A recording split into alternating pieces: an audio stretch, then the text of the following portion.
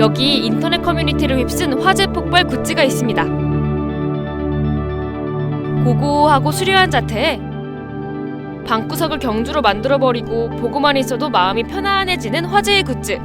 바로 국립박물관 문화재단 공식 굿즈인 석굴암 조명인데요. 세계문화유산인 석굴암이 세상 멋진 조명으로 재탄생하면서 폭발적인 반응이 이어졌어요. 진짜 천재인가? 내 안에 풀소유를 자극한다. 분위기 미쳤네. 불교 아닌데도 탐난다. 부처 힙해요. 이번 외국인 친구 선물은 결정됐다. 판매를 시작한 후 품절과 재입고가 여러 차례 이어질 만큼 큰 사랑을 받았는데요. 한때는 없어서 못 팔 정도로 인기가 많다는 석굴암 조명. 누가, 왜, 어떻게 만든 건지 크랩이 알아봤습니다. 문화유산 기념품의 고정관념을 깬 힙한 굿즈로 2024 국립박물관 문화재단 굿즈 공모전 뮤지에 당당히 선발된 석굴암 조명. 출시되자마자 사람들의 관심과 주문이 쏟아졌는데요. 정작 석굴암 조명을 만든 양영모 대표는 예상치 못한 인기에 당황했다고 해요.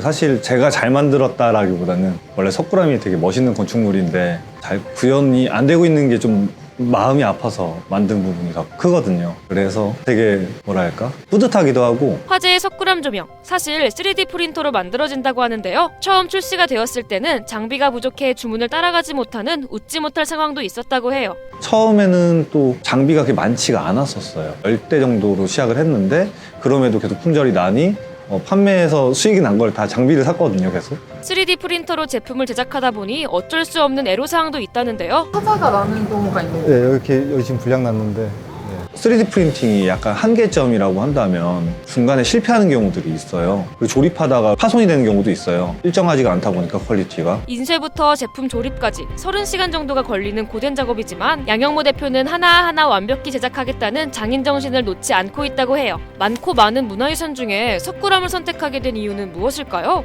석굴암이 이제 어떻게 보면 파르테논 신전 같이 기하학적인 요소들도 굉장히 많이 갖고 있고 당시로서는 굉장히 혁신적인 구조인데 우리나라 돌 같은 경우에는 화강암이라서 큰 어떤 석조 건축물이 별로 없거든요. 한국의 석굴암 같은 석조 건축물이 많지 않은 이유는 바로 단단한 화강암 때문이라는데요.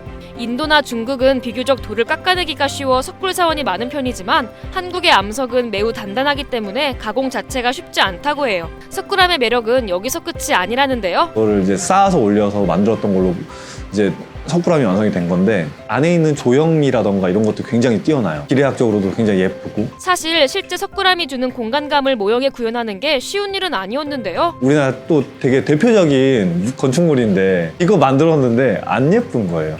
왜 안 예쁜가를 봤더니 그 공간에 깊이감이 없다라고 느껴졌거든요. 이제 사실 빛을 어떻게 쓰냐에 따라서 공간의 느낌을 많이 달리하는 거잖아요. 그 공간감이 주는 매력을 포기하고 싶지 않아 고민을 거듭하다 조명을 설치하기로 하면서 지금의 석굴암 조명이 완성되었다고 해요. 어떤가요? 깊이감이 느껴지시나요? 사실 제가 되게 겁먹었던 거는 석굴암이라는 건축물 자체가 갖고 있는 힘이 엄청나거든요. 조금이라도 미흡하면 어떨까, 좀 부족하면 어떻게 하지 이런 걱정들이 제일 컸던 것 같아요, 처음에는. 많은 고민 끝에 만들어진 석굴암 조명. 제작자가 추천하는 감상법이 따로 있을까요? 제가 1년 넘게, 1년이 아니라 거의 2년째 보고 있거든요, 사실. 저도 평소에는 이렇게 닫아놔요.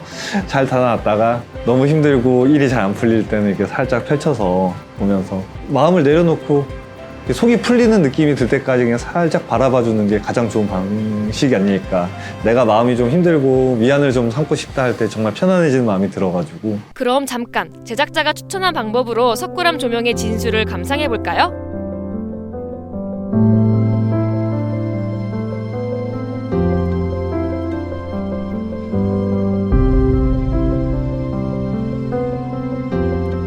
사실 양영모 대표는 현대건축을 전공했는데요. 문화유산을 보며 새로운 매력을 찾았다고 합니다. 그냥 문화유산이라는 게 뭐 역사라는 게 있잖아요. 이야기성이라는 게 존재해요. 뭐 가파른 산을 올라가고 많은 사람들이 거기서 엄청난 시간을 들여서 만들어내고 이런 이야기들이 너무 재밌는 거예요. 직접 조립하는 문화유산 키트도 제작하며 멀게만 느껴지는 문화유산에 친숙함을 주기 위해 노력했다고 해요. 문화유산이 조립이 어렵다 그러면 문화유산도 어렵게 느껴질 것 같아가지고 최대한 쉽게 그리고 기분 좋게 조립할 수 있는 게 약간 컨셉이에요.